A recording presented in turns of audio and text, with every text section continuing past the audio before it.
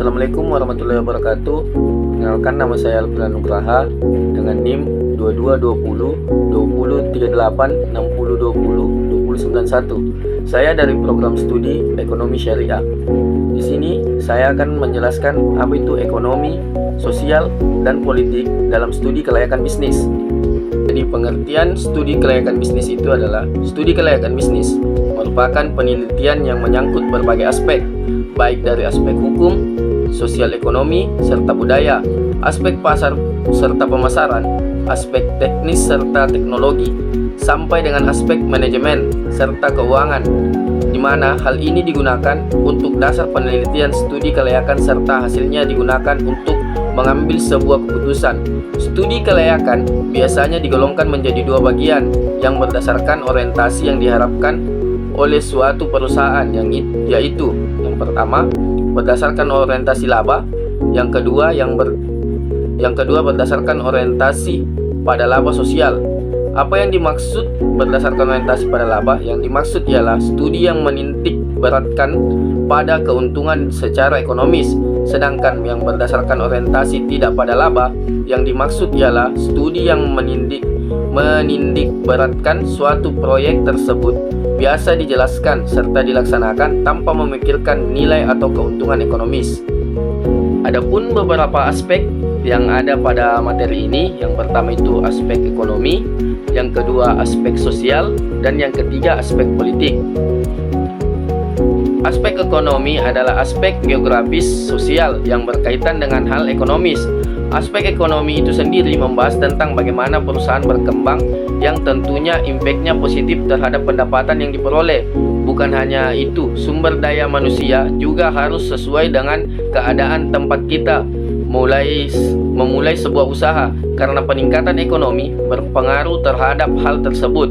Sebagaimana contoh dari aspek ekonomi, pengembangan usaha budidaya rumput laut di Indonesia. Sumber daya laut merupakan salah satu sumber daya perekonomian yang sangat penting bagi Indonesia. Berbagai biota laut yang menghuni hampir 2/3 wilayah Indonesia merupakan sumber makan dan mata pencarian dari hampir 1,5 juta nelayan yang hidup di daerah-daerah pantai. Adapun aspek yang kedua itu ialah aspek sosial. Aspek sosial merupakan hasil dari aktivitas manusia dengan alam sekitar, yang dimana salah satu bentuknya itu meliputi penindasan. Mengenai penindasan tersebut ialah suatu kekerasan, ancaman, dan paksaan yang dilakukan seseorang kepada orang lain yang melibatkan ketidakseimbangan kekuasaan sosial atau orang lain. Tujuan utama perusahaan adalah mencari keuntungan yang sebesar-besarnya. Namun perusahaan tidak dapat hidup sendiri. Perusahaan hidup bersamaan dengan komponen yang lain. Salah satu komponen lain yang dimaksud adalah lembaga sosial. Sehingga dalam rangka keseimbangan tadi, hendaknya perusahaan memiliki tanggung jawab sosial. Adapun analisis bidang sosial ialah sebagai berikut. Yang pertama, interaksi sosial. Interaksi sosial merupakan salah satu hubungan antara masyarakat dengan perusahaan, di mana perusahaan atau organisasi sebagai lembaga sosial. Yang kedua, perubahan keadaan sosial yang kompleks. Perubahan keadaan sosial, kondisi struktur sosial yang terdiri dari masyarakat dan lingkungan sekitar di dalam suatu daerah tertentu. Yang ketiga, perubahan dalam masyarakat pluralistik. Masyarakat pluralistik ialah sebuah kehidupan berbagai kelompok yang mempengaruhi lingkungan perusahaan dalam mendapatkan harapan-harapan sosial, ekonomi, dan politik. Masing-masing kelompok berusaha mengembangkan diri supaya fungsi sistemnya itu aktif. Berikut adalah aspek yang ketiga, yaitu aspek politik. Aspek politik adalah suatu kondisi yang terjadi akibat adanya isu, spekulasi, dan rumor karena kondisi politik dari pemerintah yang bisa mempengaruhi permintaan dan penawaran konsumen. Adanya isu, rumor, spekulasi yang timbul akibat kondisi politik yang diciptakan pemerintah akan mempengaruhi permintaan dan penawaran suatu produk, baik itu barang maupun jasa. Dalam menganalisis kelayakan bisnis, hendaknya aspek politik perlu pula dikaji untuk memperkirakan bahwa situasi politik saat ini bisnis dibangun dan diimplementasikan tidak akan sangat mengganggu sehingga kajian menjadi layak. Situasi politik dapat diketahui melalui berita-berita dan media massa. Selanjutnya yaitu implikasi pada studi kelayakan bisnis. Berkenaan dengan permasalahan permintaan konsumen dan penawaran produsen serta bentuk-bentuk pasar, maka tugas analisis dalam melakukan studi kelayakan bisnis dari aspek-aspek pasar hendaknya: yang pertama, mampu menentukan produk atau jasa yang dijadikan benchmark bagi rancangan produk atau jasa yang akan dijual. Jika belum ada produk yang beredar di pasar, maka rancangan produk atau jasa dari studi ini dapat menjadi populer di pasar.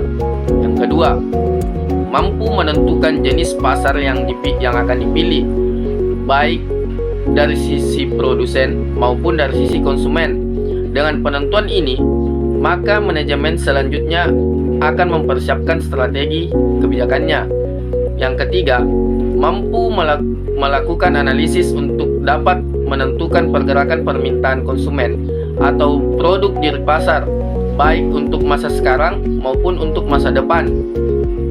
Terus yang keempat, selain PLC, analisis hendaknya mampu memberikan informasi tentang pangan pasar produk sejenis dianggap sebagai pesaing baik untuk saat ini maupun perkiraan kedepannya.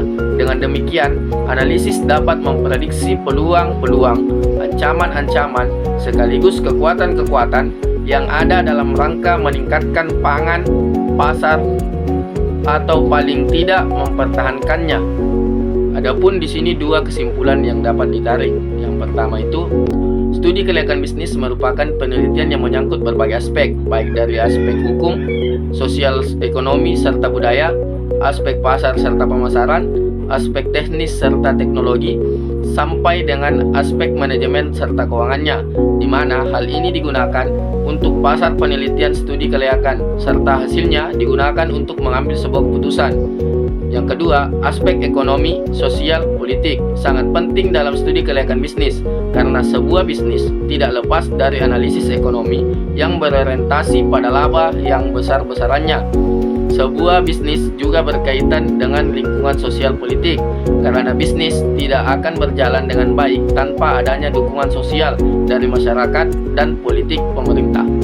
Terima kasih, mungkin itu yang sempat saya sampaikan. Wassalamualaikum warahmatullahi wabarakatuh.